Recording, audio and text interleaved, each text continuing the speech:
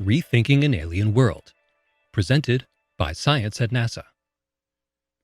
40 light-years from Earth, a rocky world named 55 Cancri E circles perilously close to a stellar inferno.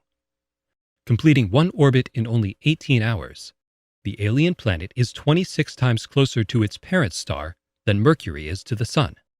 If Earth were in the same position, the soil beneath our feet would heat up to about 3,200 degrees Fahrenheit. Researchers have long thought that 55 Cancri E must be a wasteland of parched rock. Now they're thinking again. New observations by NASA's Spitzer Space Telescope suggest that 55 Cancri E may be wetter and weirder than anyone imagined. Spitzer recently measured the extraordinarily small amount of light 55 Cancri E blocks when it crosses in front of its star. These transits occur every 18 hours, giving researchers repeated opportunities to gather the data they need to estimate the width, volume, and density of the planet. According to the new observations, 55 Cancri E has a mass 7.8 times and a radius just over twice that of Earth.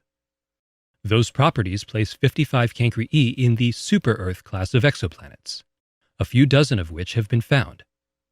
Only a handful of known super-Earths, however, cross the face of their stars as viewed from our vantage point in the cosmos, so 55 Cancri E is better understood than most.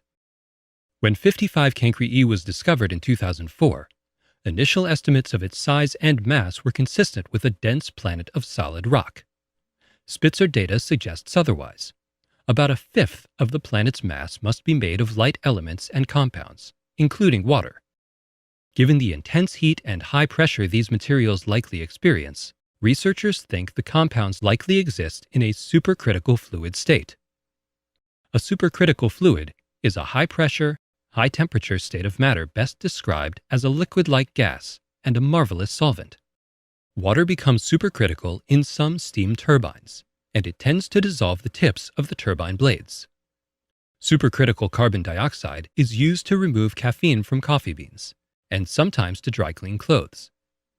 Liquid-fueled rocket propellant is also supercritical when it emerges from the tail of a spaceship. On 55 Cancri E, this stuff may be literally oozing, or is it steaming, out of the rocks.